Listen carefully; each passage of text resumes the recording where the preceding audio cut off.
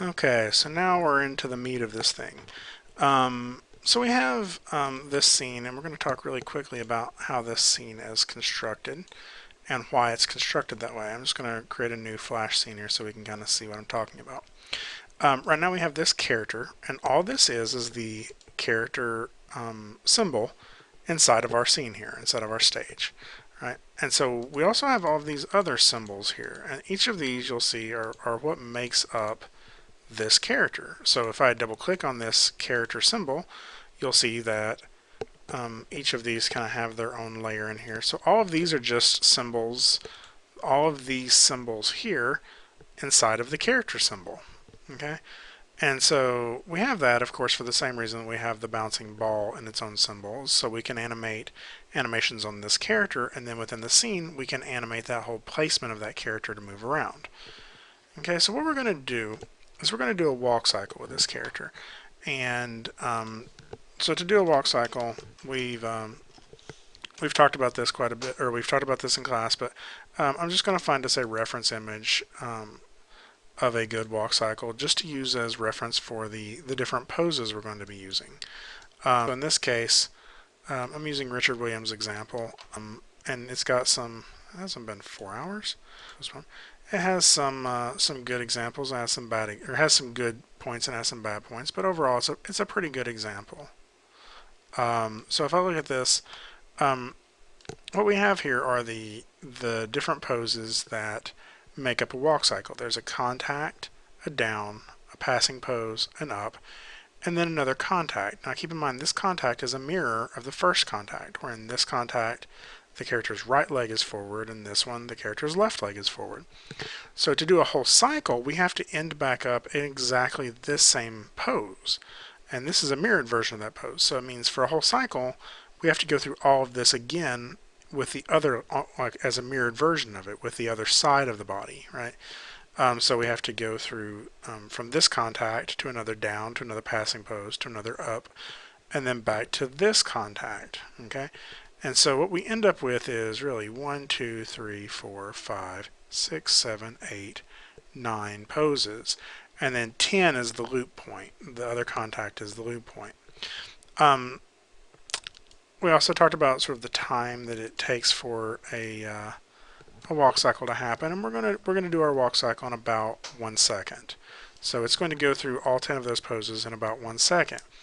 Now, so that's 24 frames per second. So that means our walk cycle is going to be about 24 frames.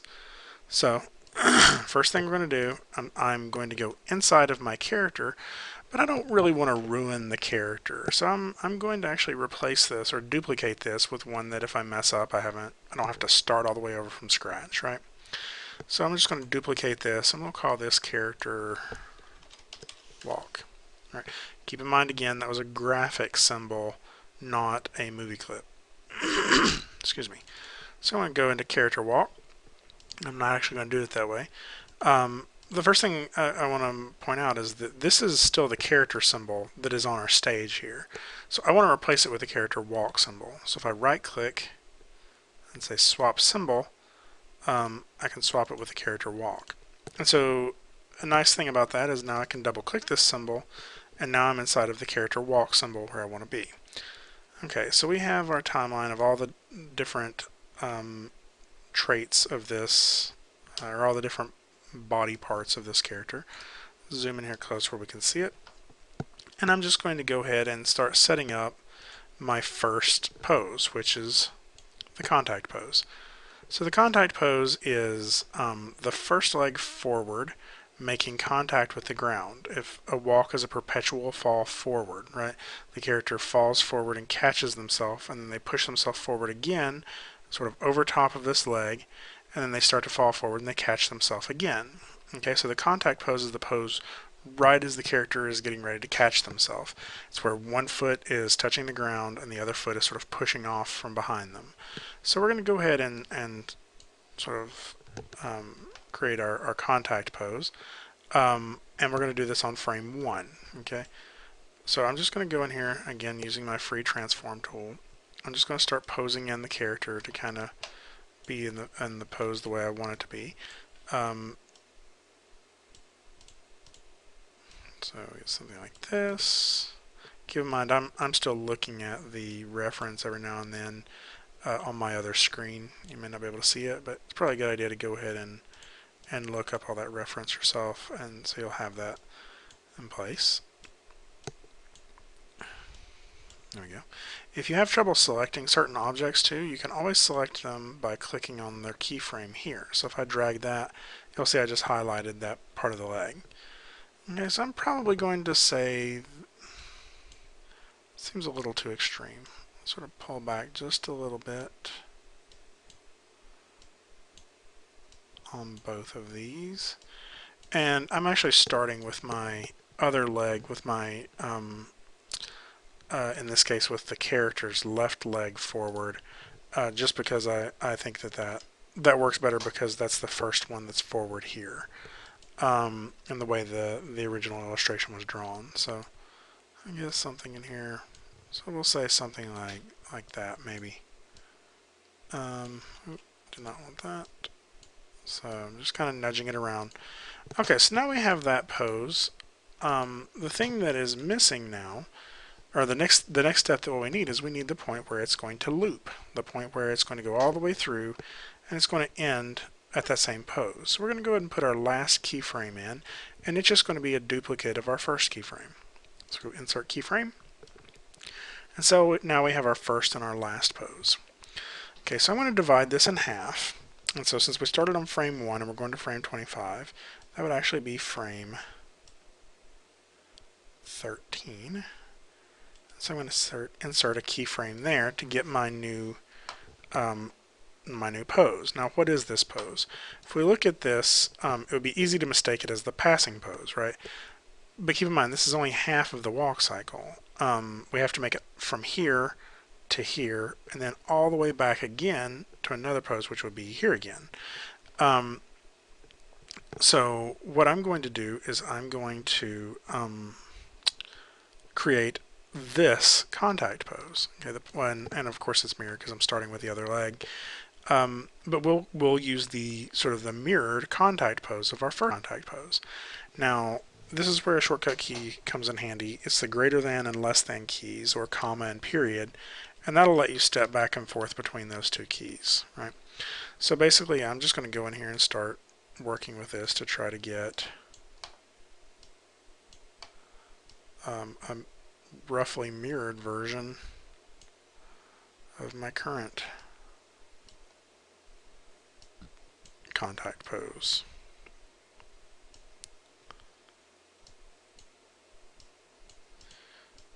Okay, so I'm just going to kind of get it somewhere close, and then I'll use my period and comma keys to figure out what's wrong with it. Get a little bit of a curve in there. Something like that. A little bit of a push off. Raise that up. And so now if I flip back and forth, we'll see it's not bad. I'm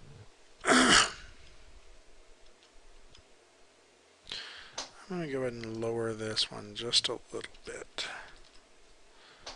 Okay, and so now if I watch this animation, we'll see it playing back like that. Okay, and I'll go ahead and set this to loop, so when we do decide we want to watch it, flash. Set this to loop, so when we do decide we want to watch it, we can actually watch it repeating. Okay, so now that we have that, we can actually start seeing this as a transition if we would like. So I'm just going to highlight all my first keys, right click, and say create classic tween.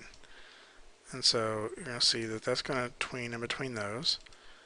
I'll do it again on here. And so now we're going to get sort of the early workings of a walk cycle. Now it's not perfect. A lot of people would stop there. I'm not gonna. Because we need to kind of look at some of our other poses that are still left out. So a lot of people are not a huge fan of, well, some people are not a huge fan of this because there are some things that are not right about it. One, the character's spine is very stiff. There's no movement in the spine. And two is this foot comes up off the ground way too far. I also think the arm swing's a little big.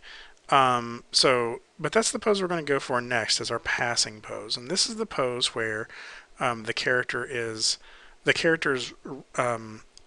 uh, rear leg, whichever leg is in the back, so in this case the darker leg, is moving from behind the character to in front of the character. So it's the point where it's passing in front. I guess for our first passing pose, it'll actually be the lighter leg passing from behind to in front. So we'll go to about halfway through. And so one of the nice things about setting the tweens early is we get a little bit of this pose for free, right? Part of this is already working for us. So I'm going to go ahead and hold Shift. I'll go ahead and pose this leg in the passing pose. Go ahead and do a little bit of this. I'm going to lift it up off the ground. Also drag the toe a little bit back behind.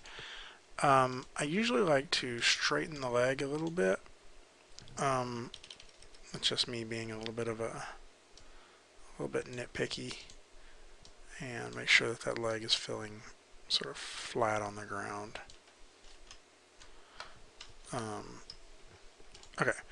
Now, also with the passing pose, the character is sort of moving back upward, right? So sometimes I'll drag the head forward, so just a little bit.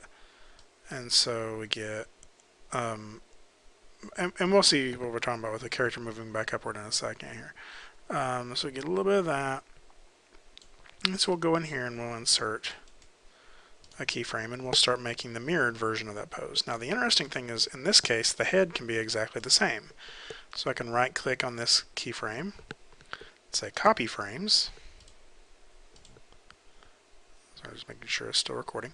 Say copy frames on that, and then over here I can paste frames, and you can see that those are the same two heads, and the only real difference is the legs, right? So I'm going to go ahead and grab all this leg, twist it a little bit, nudge it a little bit, but the biggest thing is I'm going to try to straighten it out. So straighten that, maybe. So it go down.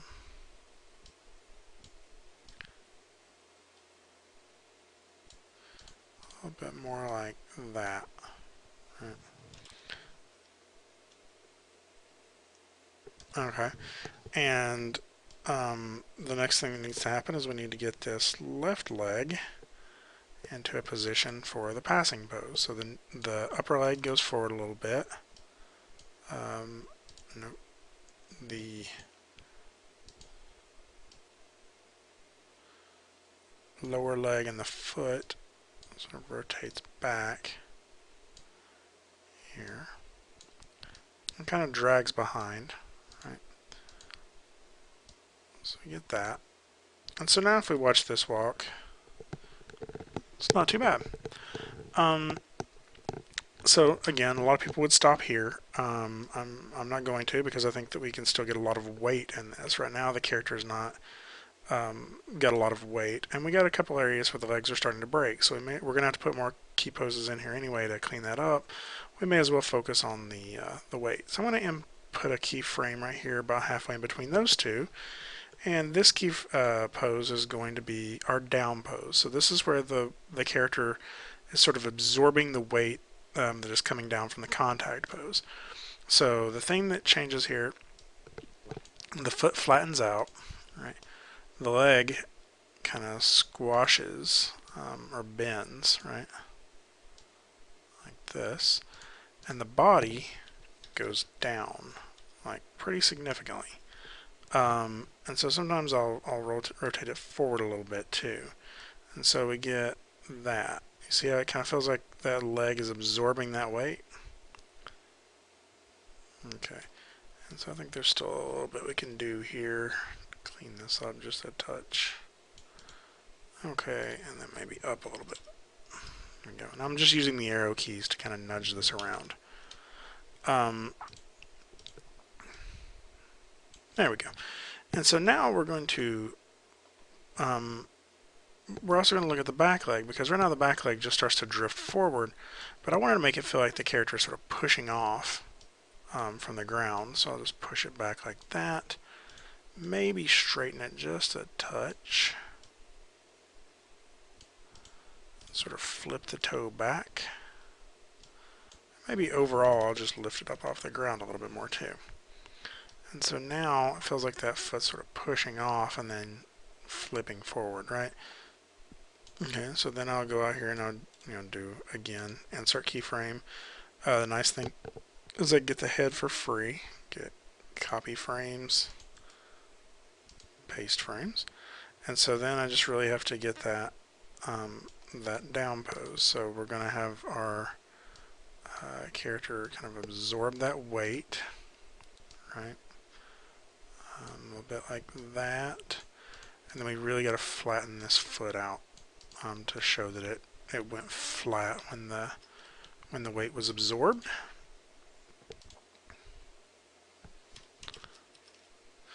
And then again, we're going to go back here to this back leg, and we're just going to have that back leg sort of push off a little bit back behind him. Probably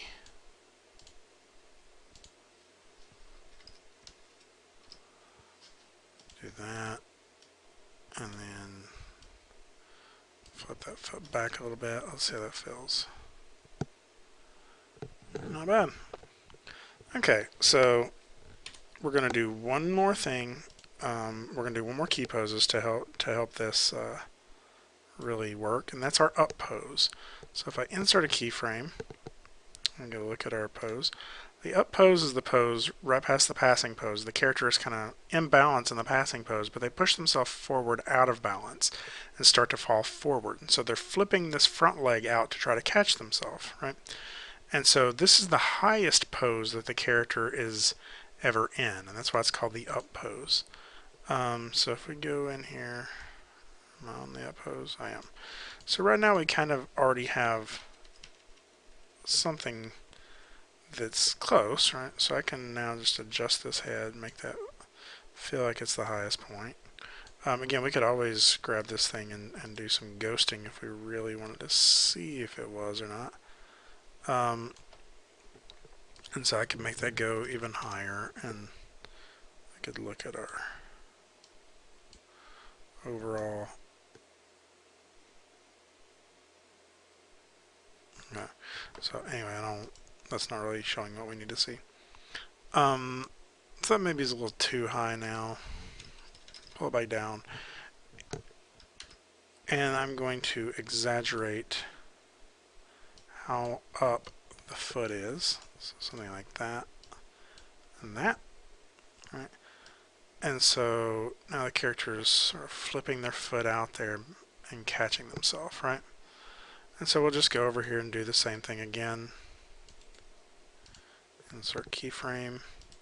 So that's the up pose there. So copy frames. Paste frames. And again, kind of exaggerate the height of this foot. Maybe even more. And so if we watch it now, that's not bad. Like, that's actually a pretty decent walk cycle. And so all that's really left is if we want to go through and sort of tweak some of the little issues where the legs doesn't always feel like it's perfectly together. And so we have a walk cycle.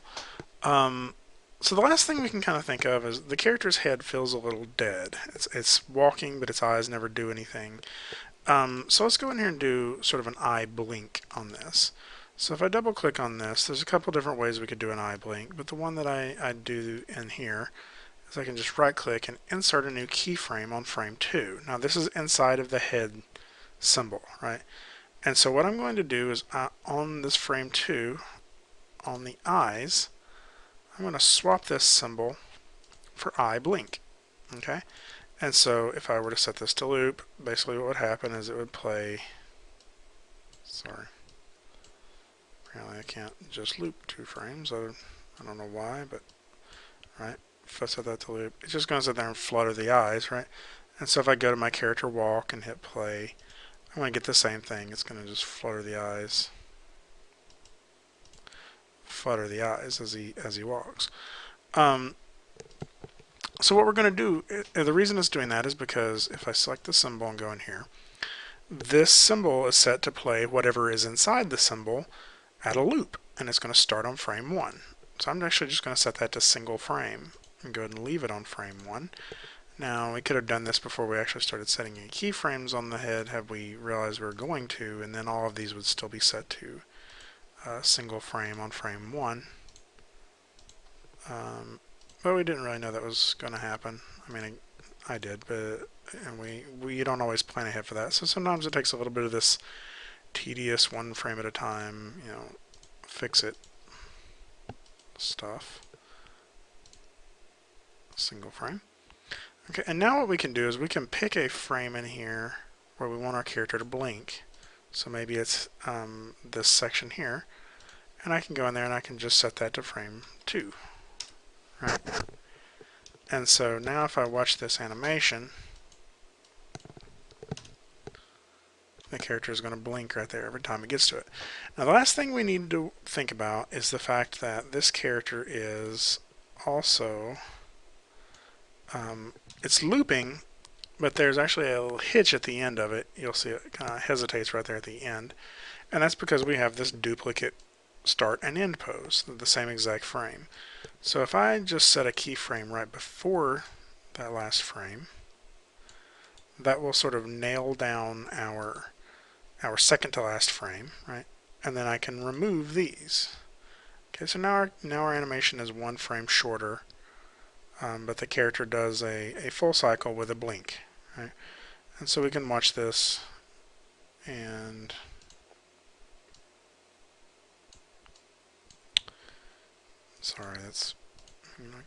watch that loop forever, right? Okay, keep in mind this has all been within the character walk symbol, okay, not out in the main scene. So if we go out into the main scene, you'll see that again all we have is 1 keyframe of this symbol at this location. Right, so I could go out here to frame 80 or something like that, say insert keyframe, and what this is going to do is it's going to play that symbol for 80 frames, and we're just going to see that animation happen over and over again for that entire duration.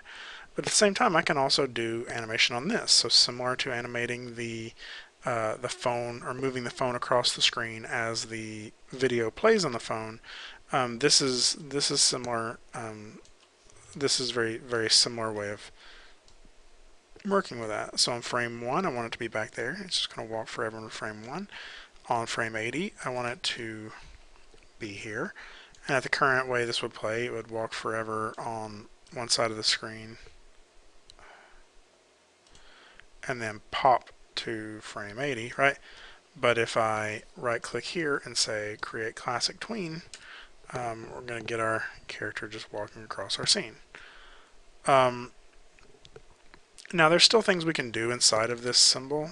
Like there's things that, like the character's head hits right there, and not all of that is absolutely necessary, right? We could also always sort of offset some of this and do little changes to it to increase the way it plays, or improve the way that we want it to play. But just know that that's all things that we can just go back and change inside the symbol. In fact, we can drag as many of these characters in here as we want. I don't want to do that on there. Again, I want to insert a new layer to do something like that. And then I'm just going to drag this in here. And so let's actually do something different. I don't know why it doesn't show up until I unclick it. I'm going to go to this side of the scene. Right. I'm going to go Modify, Transform, Flip horizontally. Right. And then out here I'm going to insert a keyframe. Hold Shift, the character go over to there. And so basically what's going to happen is it's going to pop over there, and then again I can do the Create Classic Tween. I'll put this down a layer so it happens behind the other one. So like, how you doing, Frank? How you doing, Bill?